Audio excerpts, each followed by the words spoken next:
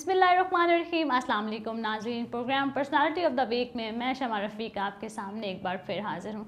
आज हमारे साथ स्टूडियो में जो पर्सनालिटी मौजूद हैं उनको वो किसी भी तारीफ़ के मोहताज नहीं। उनका नाम है जी अब्दे मोमिन राना, जो कि एक पॉलिटिशियन बैकग्राउंड रखते हैं। इसके अलावा वो बिजनेसमैन हैं, आर्टिस्ट हैं, पॉलिटिशियन हैं, स्टोरी राइटर हैं and also president at Rajputana Ittehad international के वो सदर भी हैं। इसके अलावा president at Rajput caste Islamabad city. अभी वो डिस्ट्रिक्ट चेयरमैन नारोवाल के इलेक्शन के लिए खड़े हो रहे हैं। इसके अलावा सबसे अमेजिंग बात जो उनसा है, सबसे अमेजिंग बात यह है कि वो बायोग्राफी लिख रहे हैं prime minister of Canada Justin Trudeau and Malala Yousafzai के ऊपर। हम उनसे जानेंगे कि वो क्यों इस पे बायोग्राफी लिख रहे हैं। इसके अलावा उनके जो बिज़नेस पार्टनर हैं वो ट्रंप चीफ ऑपरेटिंग ऑफिसर हैं, उनके बहुत ही करीबी दोस्त हैं।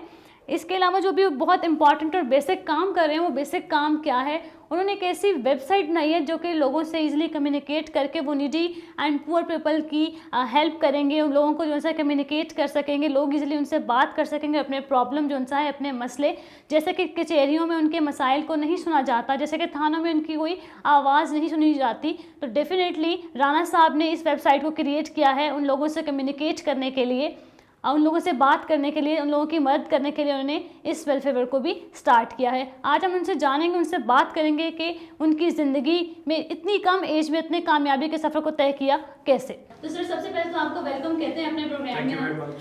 सर, इतनी छोटी एज में आपने माशाल्लाह बुलंदियों का सफ़र तय कर लिया, तो कैसे? कोई हर्डल पेश नहीं आई आपको इसमें?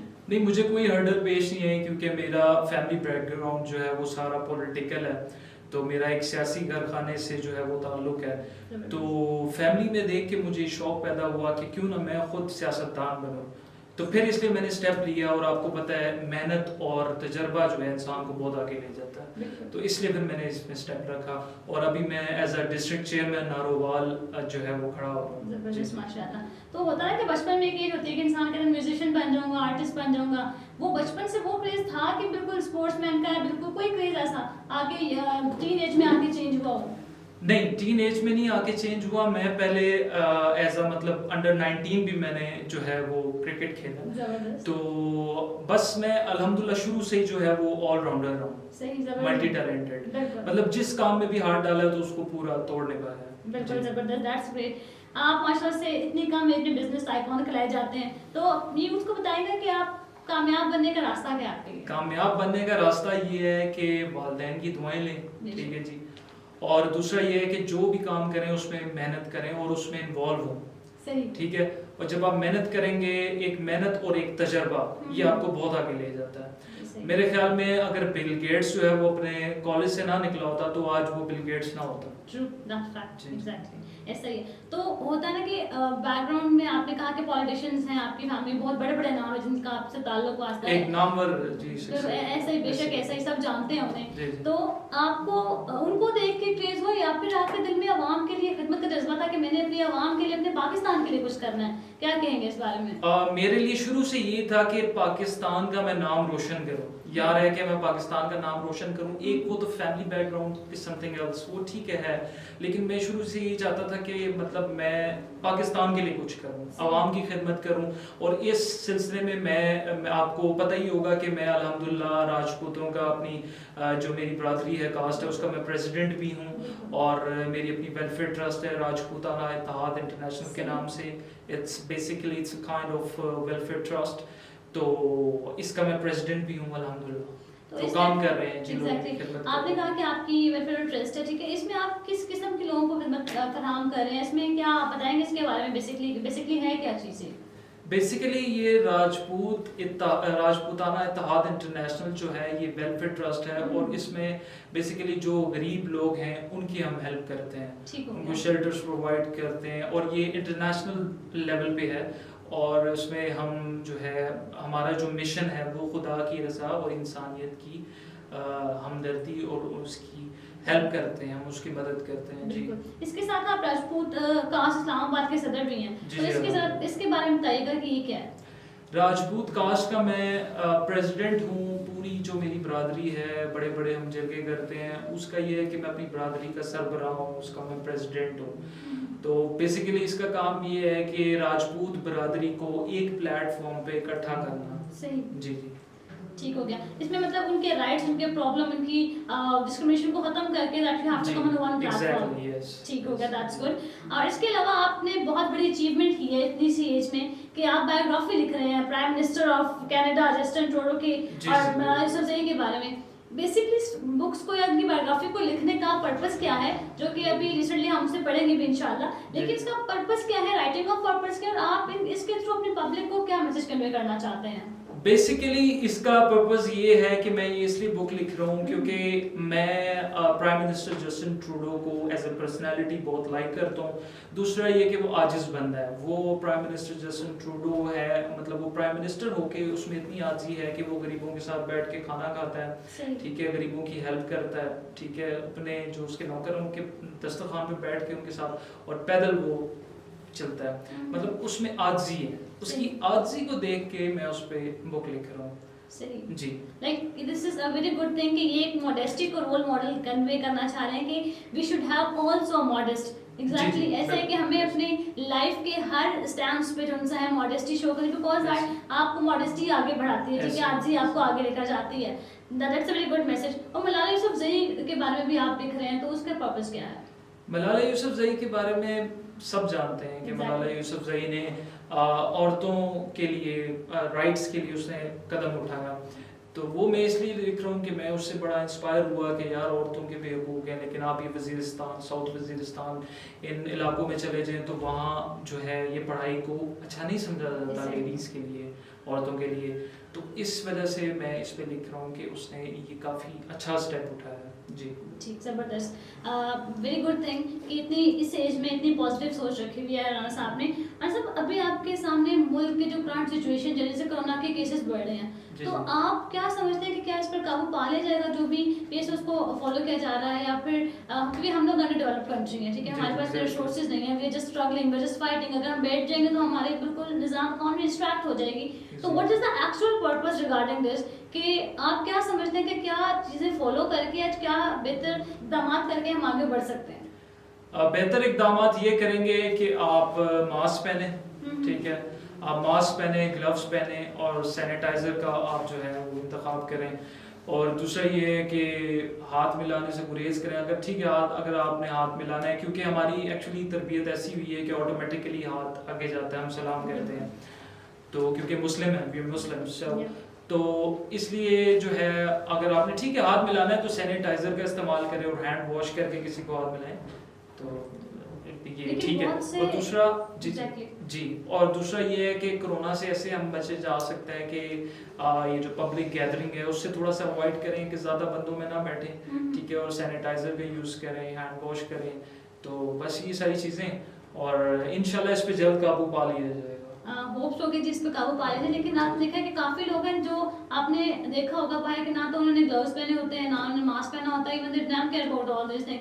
तो ये क्या फिर अपने मुल्क को नुकसान कर रहे हैं? क्या कहेंगे इस बारे में? बिल्कुल सही कह रहे हैं, वो अपना नुकसान कर रहे हैं, अपनी फैमिली का नुकसान कर रहे हैं, अपने इर्द गिर्द के लोगों का नुकसान कर रहे हैं, क्योंकि ये वबा फैली हुई है, ये एक बंदे से दूसरे बंदे में मुंतकिल होती है, तो ऐसे करते करते करते ये सारे बंदों में मुंतकिल हो जाती है, तो it's a very dangerous disease. Exactly. तो आप क्या समझते हैं कि सिर्फ अभी हमारे पास रिकवरीज भी सामने आ रही हैं कोरोना के हवाले से, तो अभी हमारे पास वैक्सीन नहीं है, इवन सब जो है वैक्सीन बनाने के लगे हुए हैं, तो क्या इसको हम घर पे सिर्फ आइसोलेट होकर भी, क्योंकि जहाँ तक मैंने सुना है कि कोरोना की 3 स्टेजेस हैं, ठीक है, फर्स्ट स्टेज में अगर आप हैं तो डेफिनेटली आपसे घर में आइसोलेट होकर कंट्रोल कर सकते हैं, तो इस बारे में क्या कहेंगे कि इस तरह से वाकई ही बेहतर हो सकता है? हाँ जी बिल्कुल, इससे बेहतर हो सकता है, और कोरोना की सिर्फ एक ही वैक्सीन है, वो ये है अल्लाह का कसरत से आप विरत करें, ठीक है, और नमाजें सारी पढ़ें, बेशक है, सही, वैक्सीन इसकी है बिल्कुल, क्योंकि हमारा मज़हब इस्लाम हमें वैसे भी जो सा है सफाई का दर्ज देता है, पाक साफ रहने का देता है, तो definitely we have to apply all this thing in ourselves, because अगर हम अपने आप में नहीं अपनाएंगे डेफिनेटली हम इस चीज़ को अचीव नहीं कर पाएंगे, हम इस कोरोना से लड़ नहीं पाएंगे। द अदर थिंग इज कि हमारी नौजवान नस्ल आजकल जो है मंशियात के अंदर डूबती चली जा रही है। किसी भी कौम के ऊपर अटैक करना हो तो उसकी यूथ के ऊपर जो है हमला किया जाता है। तो सिमिलरली क्या दूसरे बाहर के अनासर हमारी यूथ को इतना इजीली ले रहे हैं, हमारी यूथ भी खुशी से उस तरफ डलती जा रही है। तो इसके बारे में क्या कहेंगे कि हमारे बच्चे आजकल टीनेजर्स के शीशा, ड्रग्स, स्मोकिंग के अंदर इन्वॉल्व हो, इस बारे में क्या कहेंगे कि क्या वजह समझते हैं कि इसकी बेसिक रीजन क्या है कि इन्वॉल्व हो रहे हैं? इसकी बेसिक रीजन जो है वो ये है, they have nothing to do with, उनके पास कोई काम कुछ करने को नहीं है। जब इंसान के पास कुछ काम करने को नहीं होता तो वो मंशियात की तरफ राग़िब होता है। तो मेरी यही रिक्वेस्ट है कि आप लोग कुछ ना कुछ करें, जॉब्स करें और कुछ ना कुछ अच्छे काम करें, नमाजें पढ़ें, कुरान पाक पढ़ें, कोई अच्छे काम करें। मतलब आप हर टाइम किसी ना किसी एक्टिविटी में इन्वॉल्व हों, स्पोर्ट्स खेलें, कुछ ना कुछ करें। वेले घर में बैठेंगे तो आप ये मंशियात में और इन चीज़ों में पड़ जाएंगे जो कि नुकसान दें। लेकिन according to 9C, section 9C and according to law of 1997 उसमें चीज़ें इलीगल हैं, बैन है। लेकिन आप देखें कि हमारी इवन सराउंडिंग्स में, हमारे सर्कल में चीज़ें हमारे सामने लोग कर रहे होते हैं। इवन स्मोकिंग सिगरेट की जो पैक है उसके ऊपर लिखा होता है वाज़ अल्फाज में तंबाकू नोशी सेहत के लिए मुज़र, लेकिन हमारी youth they damn care about it, they just chasing as a fashion, they just make a craze to be कि हम बड़े modestic बन जाएंगे, हम बड़े fashionable। This is called something a very negative thing। क्या कहेंगे राना साहब? बिकॉज आप एक यूथ के लंबरदार हैं, आप भी यूथ में, तो डेफिनेटली आपको क्या मैसेज अपनी नौजवान नस्ल को देंगे कि वो इस चीज़ से पीछे हट सकें?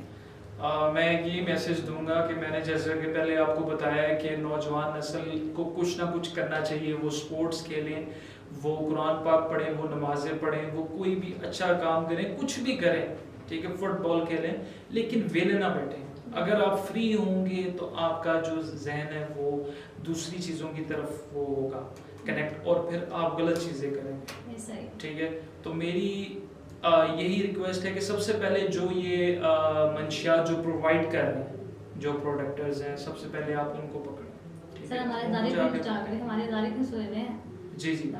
तो ये है कि आप उनको जाके पकड़ें, ताकि अगर आप उनको जाके पकड़ेंगे तो इस मंशियात का हम जो है वो खात्मा कर सकते हैं। डेफिनेटली, क्योंकि हम इस बात पे मैं अक्सर सोचती हूँ, मैं अक्सर जाती तौर पे ऑनर ये बात करना चाह रही हूँ कि अगर देखते हैं कि एक बंदा अगर सिगरेट बेच रहा है तो उसको क्या नहीं पता कि वही घूम फिर के चीज उसके अपने घर में उसका अपना बच्चा, उसका अपना भाई ये चीज इस्तेमाल कर सकता है। तो this is a very serious issue. खुदारा खौफ कीजिए अपने बच्चों को, अपनी खानदान को, अपनी फैमिली को इन तमाम चीज़ों से बचाइए, क्योंकि मंशियात जो है हमारी ज़िंदगी को तबाह कर रही है। इस टाइम हमारा वो वक्त है कि हमें अपने मुल्क के लिए खड़े होना है, हमें स्टैंड लेना है, हमें आगे बढ़ना है। We have to take a stand, this is time to fight. हमारे सामने देखिए इन्होंने छोटी सी एज में एक ऐसी पर्सनालिटी मौजूद जिन्होंने छोटी सी एज में इतनी जल्दी चीज़ों को अवेक किया, उनके साथ जुड़ गए और अपने मकसद बनाया, अपने पाकिस्तान के लिए स्टैंड कर रहे हैं। राना साहब, आपने एक बहुत बड़ी अचीवमेंट की है कि वेबसाइट एक आपने जिससे आप गरीब और नादार लोगों की हेल्प करना चाह रहे हैं। लोग आपसे इजली कम्युनिकेट कर पाएंगे, जैसे कि कचहरियों में, थानों में, तमाम जगह मसाइल पेश आते हैं और आप उनको भी मैनेज करने लगे हैं। मतलब लोग आपसे इजली कम्युनिकेट कर पाएंगे। तो उस वेबसाइट के बारे में काइंडली हमारी आवाम को जरा आगाह कीजिएगा। उस वेबसाइट के बारे में मैं आपको ये बताता चलूँ कि उस वेबसाइट के बारे में इस तरह के मैं वेबसाइट इसलिए बना रहा हूँ कि कुछ जो गरीब लोग होते हैं, जिनको कोई मसाइल होते हैं, परेशानियाँ होती हैं, तो वो गवर्नमेंट से डायरेक्ट अप्रोच नहीं कर सकते, ठीक है, क्योंकि प्राइम मिनिस्टर ऑफ पाकिस्तान और प्रेसिडेंट ऑफ पाकिस्तान से डायरेक्ट अप्रोच करना, अगर आपका कोई बैकग्राउंड नहीं है या कोई आपका सिस्टम नहीं है तो आप नहीं कर सकते। उनके लिए मैं इसलिए बनाया कि we are on government level, तो हम गवर्नमेंट लेवल पे हैं तो हम ये फैसिलिटीज़ प्रोवाइड करेंगे कि किसी का कोई मसला हो, फॉर एग्जांपल किसी की ज़मीन पे कब्जा है तो हम छुड़वा के देंगे, ठीक है। फॉर एग्जांपल अगर कोई गरीब है उसकी हेल्प करेंगे, किसी का थाना कचहरी में कोई मसला है वो हेल्प करेंगे, हर लिहाज से उसको जो है ना हम वो करेंगे। और उसमें ये है कि हमारी जो वेबसाइट है उसमें मुल्की नामवर शख्सियत जो मेरे रिलेटिव्स हैं, अदर देन रिलेटिव्स, वो भी उसमें शरीक होंगे, उनके फ़ोन नंबर्स और उनके नाम और उनकी बायोग्राफी उसमें मेंशन होगी। जी दैट्स ग्रेट। जी देखिए, आपके लिए कितनी बड़ी फैसिलिटी की है कि आप लोग इजीली इनसे कम्युनिकेट कर पाएंगे, अपनी प्रॉब्लम्स को, अपनी प्रॉब्लम सिचुएशंस हैं उनको हैंडल कर पाएंगे easily to convey with Rana Sahab. Thank you Rana साहब। राना साहब, आपसे लास्ट जो सा है एक मैसेज देंगे अपनी पब्लिक और यूथ के लिए। आप हमारी पब्लिक को, हमारी ऑडियंस को क्या मैसेज कन्वे करना चाहेंगे? नौजवानों के लिए मेरा यही मैसेज है कि वो सबसे पहले अपनी पढ़ाई पे फोकस करें, ठीक है, उसके बाद कोई काम करें। और दूसरा, वालिदैन की दुआएं लें, उनसे प्यार करें। तो बस ज़िंदगी का यही कामयाबी का है।